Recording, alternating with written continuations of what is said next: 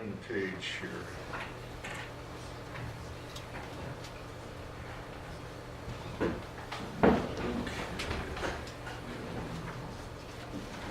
All right. This event was based on an actual event that happened to Dennis Smith down Sheridan Road. So I remember him always telling me the story about it, and I'll tell you a little more after I read this small segment. But the boys in class, after they get out of jail, Mr. Nelson, they go back in, they have to face their class and all these people, and Mr. Nelson is talking about Thoreau and on civil disobedience, and also in Walden Pond. And so one of the boys pipes up and calls Jimmy, Joe, and Steve terrorists, and the thing. And so Steve feels he wants to get back at this guy, and he never does. And so later on, he meets the kid again, and here's the event that leads to it. I saw them coming a block away. It was Jerry Weed and his two brothers. I hadn't thought much about him since that day in Nelson's class. I still had a score to settle with him, but I didn't have time this morning, and my head and my stomach still hurt, and I wanted to get out of the rain. I thought about crossing the street, avoiding him altogether, but decided against it. The three of them covered the width of the sidewalk as we approached. They didn't move. Then Jerry Weed stopped, and so did his brothers. If it isn't the two jailbirds, I'm surprised he hadn't been shipped to McLaren by now, he said, looking at his two brothers and smirking. The other two were younger and smaller, but by reputation just as smart ass as Jerry. And he thought they were just as tough. Hey, smart mouth, I haven't seen you in the neighborhood lately. I thought you might be hiding from me, I replied. I couldn't resist making a jab at Weed. What you wearing? A reform school uniform? Weed said, grabbing at the lapel of my jacket. His two brothers howled. No, it's my lawn mowing uniform that I'm going to mow you over with, I said, poking Weed in the chest. He pushed my hand away. Then I signaled Jimmy Joe, and he got behind Jerry and bent down and shoved Weed, and I shoved Weed, and he fell over Jimmy Joe and onto the sidewalk on his back. Then Jimmy Joe jumped up and pushed one of the brothers out of the way, and I pushed the other off the sidewalk into the street. The two younger brothers were busy picking up older brothers. Jimmy and Joe and I walked away, laughing. As we approached the church, Jerry Weed yelled at me, I'll get you, just wait. See you in church, I waved, yelling. Jimmy Joe and I walked into the Mennonite church. We were 15 minutes late. Lawson and Denny were already vacuuming, cleaning up when we walked into the sanctuary. Okay, now I'm going to go over to after they do their cleaning and final scene. It had stopped raining. We decided to go to the fort and talk for a while. Johnny wasn't due to pick me up for a half hour. Denny got out his camera and wanted to take a photo of me in my new uniform with my new haircut. I told him I'd do it if he had his dad make me several prints for my relatives. He got out his tripod and set up the camera outside the fort while Jimmy Joe and Lawson peered down from the second-story window, making wisecracks about us and throwing paper airplanes down and making noises like fighter planes. Denny was just about to snap the photo, and I yelled up to the guys to knock it off when I heard someone yell. I looked into the field, but the sun had just come out and I couldn't tell who it was. I told Denny to hold it for a minute. Hey, Steve, I got something for you. It was Jerry Weed, and he had what looked like a rifle in his hands, and he was walking toward me with his two brothers. I told Denny he better get out of the way, and he looked over his shoulder and then ran into the fort. What you got, Jerry? Cap gun? I said. He and his brothers walked toward me. No such luck. I got some buckshot for you, he said, walking closer. It was true. It wasn't a toy or a BB rifle. It was a shotgun. You're too young to play with guns. Someone's going to tell your daddy, I said. I thought I could duck into the fort when he got close, but then I'd be trapped inside. We all would. I heard the click as he opened the shotgun and pulled out, and watched him as he put a shell into both barrels and snapped it shut. It looked like a 410. Not very powerful, but enough. I was scared. "Get out of there," Jimmy Joe yelled. I was about to make my move into the fort when Denny came running out, lunging in front of me, and then I heard the report and felt the sting of the pellets, and Denny screamed, watched him fall to the ground, heard the camera strike the ground, saw blood covering Denny's shirt, and felt the trickle of blood down my forehead. It all happened so fast. And then I heard myself scream, "Denny!" and heard Jimmy Joe yelling. I bent over Denny, seeing blood spurt from his arms, watched as Mary ran from the church. Watched Jimmy Joe and Lawson grab Denny, saw Mary take off her sweater and tear a rag and wrap it around Denny's upper arm and tie it, and felt the warm blood streaming down my forehead into my eyes. And then I couldn't see, and everyone was screaming. They led me towards the church, and then I heard a car, and I wiped the blood from my eyes, and I saw Johnny grab Denny and put him into the back seat of his car, and Mary got in with him, and I heard Denny crying, and then I felt Johnny's arm around me. I heard him telling me to get in the front seat with Jimmy Joe and help me, and got in after me. I felt the car accelerate and saw Johnny run the stop sign and heard the tires screeching as we sped across the bridge and turned right down Main toward 99W. And then I didn't know whether I was awake or dreaming, but I heard voices saying, "Don't stop at the doctor's, let's go to the hospital." And then someone asking, "Has the bleeding stopped?" And I kept thinking, I have BB holes in my new jacket and in my pants, and I have blood all over them, and the stain won't come out. And then I yelled, "Stop! I gotta go back and get my hat." And I kept hearing someone cry, and I didn't know whether it was Denny or me, and I kept saying, "It'll be okay, you'll see, your camera will be okay," and then lost consciousness. When I felt the car stop, I opened my eyes, and we were at the hospital, and some people in white came out with a gurney, and they loaded Denny onto it and pushed the gurney quickly back through the doors. And then Jimmy Joe got out, and some people came out through the doors with another gurney, and they pulled me out of the car and picked me up, placed me on the gurney and strapped me to it, and they unzipped my jacket and unbuttoned my shirt. Then I was in a room, and I could feel my clothing being cut and torn, and I started struggling. And they put a mask over my mouth, and I kept trying to tell them to leave my clothes alone. And I kept struggling and yelling, and everything went black. All right. So, now I'll tell you the real story of what happened. It was really funny. It all started when Dennis Smith, we were in grade school, in elementary school, and it must have been in the spring because he had short pants on or something. He would reach down and pull a BB out of his leg. You know, it would sort of roll on the floor then. I said, what is that? And he said, well, when I was about 5 or 6, my brother Charles had a gang. And they got into it with some other gang. I don't know where they were from. His gang was down Sheridan Road, and I don't know where this other gang was from. But he said Charles' gang sort of got the best of this other gang. But this one kid was really, ticked about it. He said, "I'm going to go home and get my dad's gun." And so, all the guys, yeah, go ahead and get your dad's gun, And so they just left it, and then pretty soon, about 10 minutes later, here comes this kid with a .410 shotgun. And Denny is the youngest. I mean, the other kids are all bigger, so they're running like mad, and Denny is really slow, so the kid just got boom. And he shoots Denny and hits him, all over the back and the legs. Now, I think the doctor did, he told me that his mother took him over to Doc Russell.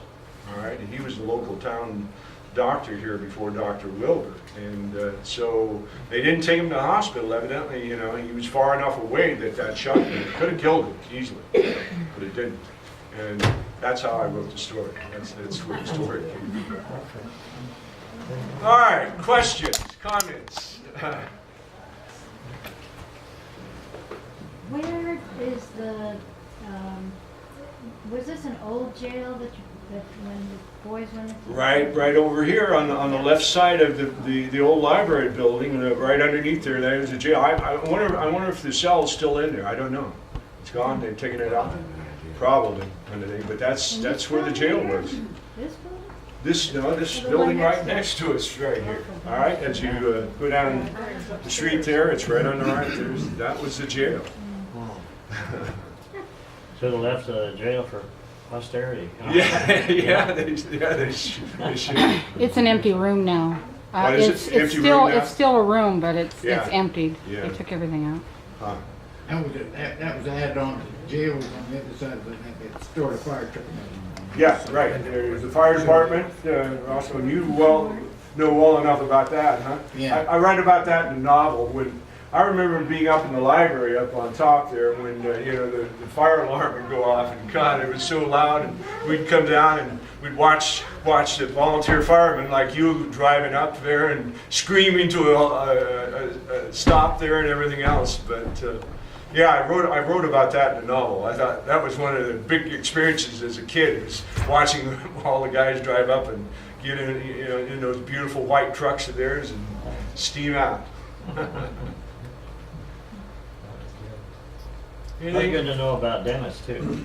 I never knew that. You didn't know that about Dennis? Well, the other thing, I forgot to tell you, the main thing that happened is that he started stuttering right after he was I shot. was going to ask you. Yes, that's what brought on his stuttering.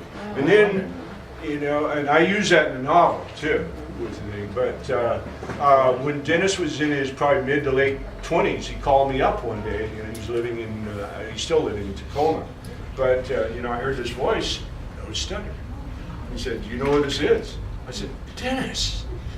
And so he had enough therapy and everything else, and he quit stuttering finally. But it was supposedly that gunshot, that brought on the stuttering.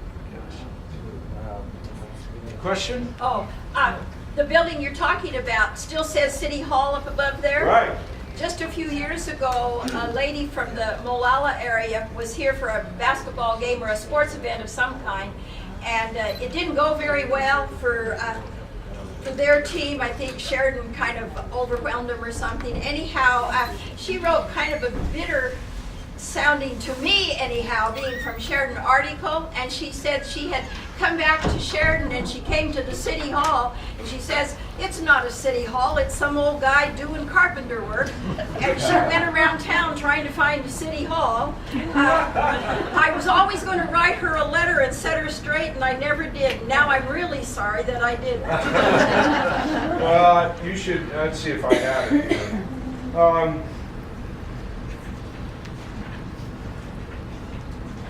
I have a scene that takes place in the City Hall. Now, they used to hold court up there, right? Didn't they hold court up there? I never, Yeah. I've never run into court there. I never got it. But anyway, I heard they had court in there. Do they have the council meetings there? Yeah, that's where the city council, I know when Yeah. Dad was on the council meeting, I know they had council there too. Where did you I live? think they used that for getting your Sharon? driver's license too, didn't they? Yeah, that's where they ran the tests and all of that. Remember that? Where did you live? Paid your water bill downstairs. That just came down from that. All right, let me read this real quick. Sheridan City Hall was an architect's nightmare, like something a kid who didn't know what he was doing would put together out of an erector set. It housed the fire station, library, municipal court, city council, police station, jail, all in the same building. Grandpa always said that if they added a doctor's office and mortuary, they would have everything from birth to death and all the troubles in between covered. The way it was, we could be tried and convicted and go from court to jail without leaving the building. I wonder if they checked out library books to us in transit. Then I started thinking, how could Jimmy, Joe, and me run away to the hills if we were handcuffed in court and whisked down to a jail cell? We should have run off before all this court stuff started. On the bottom floor of City Hall, facing Bridge Street, 2 large doors open up to the fire station and 3 immaculately white trucks with chrome pipes and nozzles and fire hoses that dazzled all the kids. I was in the library once when the siren went off. It was so loud that dogs a mile away howled in pain. When it went off, it was like a World War II air raid siren. All the kids in the library dropped their books, covered their ears, and ran down the stairs at the front to watch the volunteer firemen drive like madmen up to the fire station, honking their horns, flashing their headlights, sliding in next to the station, jumping the curb, and coming to a screeching stop, ending up sideways like cars in a destruction derby. And then the firemen jumped out and ran to these great white trucks and sped away, sirens wailing, red lights flashing, while the men standing in the back put on their helmets and jackets, all the while holding on with one hand. It was a hoot. That's right.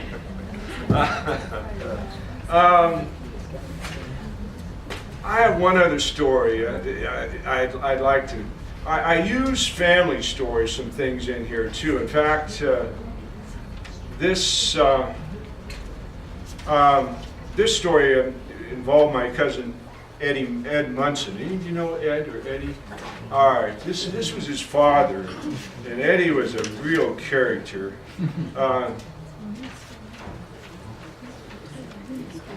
All right, let me read you this. This is about crawdads. All right. After dinner, Uncle Bud and Cousin Eddie got out their guitars and tuned them while the women cleaned up the table and did the dishes, and the kids ran around the house upstairs and downstairs playing games and yelling and screaming, and the men went into the living room and smoked and talked and drank some more. Bud and Eddie were strumming away on their six strings in the living room, singing in two-part harmony to Crawdad Hole. Favorite old-time song of mine since I could first remember. Probably because since I could first remember in the summer, we'd always go down to the ditch or creeks trying to get crayfish. As a little kid, I fell in more times than I caught anything, but I remember catching one of the slippery, pinching, bug-eyed creatures once in a while. You get a line, I'll get a pole, baby. You get a line and I'll get a pole, babe. You get a line and I'll get a pole. We'll go down to the crawdad hole. Honey, baby mine.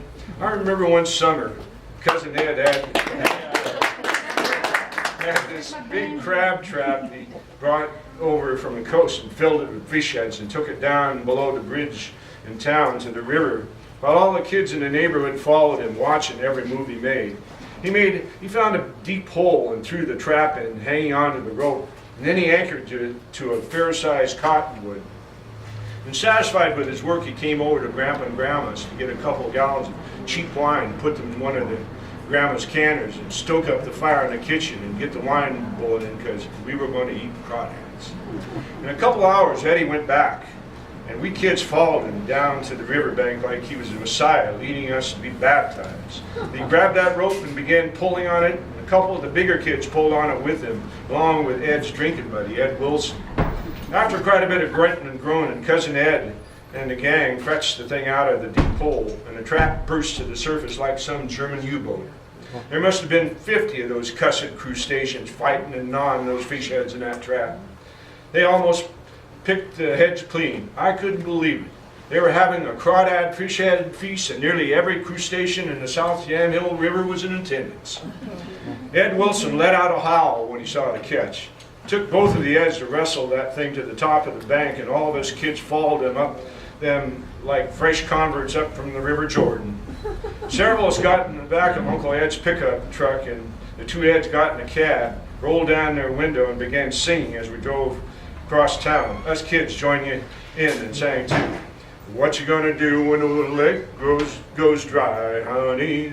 What you gonna do when the lake goes dry, babe? What you gonna do when the lake goes dry? Sit on the bank, watch the crawdads die, honey, baby mine. We poked at the crawdads with sticks while we were riding and singing and yelling. And all the people on the sidewalk. It was great fun watching the crawdads squirm around in the wire pot, poking at them, trying to get them to take a hold of our sticks, and then when they did, pulling them to the edge of the cage and knocking them off again. When we got to Grandpa's, Ed parked along the side of the house, and the two Eds carried the pot with the crustaceans to the back door. Grandma brought out the big bucket, and Cousin Ed opened the pot, tipping it on its side, and the crawdads came tumbling out into the bucket. After a couple of dozen came out that way, the two Eds took turns grabbing a hold of the creatures and dropping them into the squirming mass already in the bucket. By the time they emptied the trap, Grandma's huge bucket was full. Cousin Ed carried the load into the kitchen, and looking at the boiling wine, dumped them in a canner, smacking his chops, howling with delight. I remember standing up on a chair watching the muddy-looking creatures turn a deep crimson as they boiled in the murky nectar. By the time the crawdads had cooked, everyone in the neighborhood knew about the feed. I wish I could have charged admission. I would have been one rich kid. Grandpa and Cousin Ed pulled the cooked creatures out of the boiling pot and put them on platters, and Grandma took them out to the front porch while Ed Wilson opened bottles of Grandpa's home brew and passed them around to the adults. People started tearing into them, eating the tail section first, sucking out all that delicious white meat, and then using nutcrackers and breaking apart the pinchers. It seemed like everyone had a crawdad story to tell, so we sat there until the sun went down, cracking crawdads, eating them, and drinking, telling tales. But the best part was the last. Grandpa brought out the pot the crawdads were cooked in and was about to throw it on the yard when Ed Wilson stopped him, and the two Eds took turns tipping the pan and drinking the wine the crawdads were boiled in. I thought I was going to be sick. The two Eds eventually passed out and slept all night on Grandpa's porch. Grandma threw a blanket over them. I remember them snoring in two-part harmony most of the night. See that fellow with a pack on his back, honey. See that fellow with a pack on his back, babe.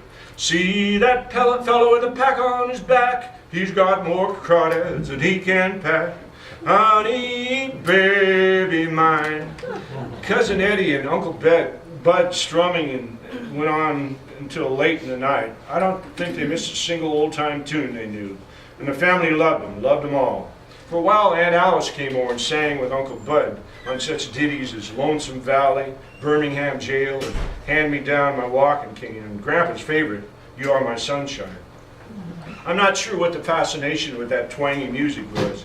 Maybe it reminded them of all the relatives of the hop fields of Willamette Valley in the 30s, or maybe it took them back to where they lived in the mountains of Tennessee, especially Grandma and Grandpa and my older aunts and uncles. For me, it was just the family and the joy and sorrow you could feel in the music. Not that it wasn't embarrassing to say I liked the stuff. Whenever any of my friends were around or when I was at school, I wouldn't even admit to listening to it. Okay.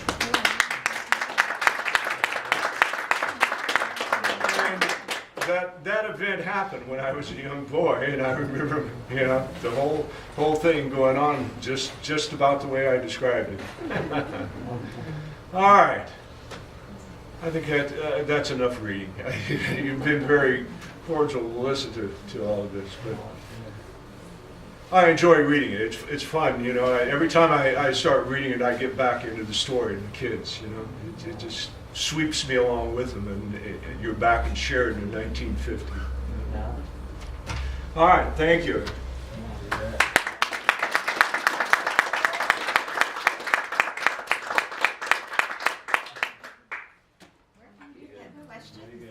Yeah, question, comments, anything at all? How about some of those pictures of your family? What?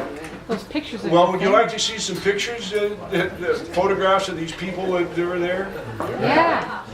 All right, I've got a bunch of old things. Yeah, and there's cookies and... I need circulation. I did bring some books. Yeah, I brought some books along in case you want to get a book. I can sign it for you. All right.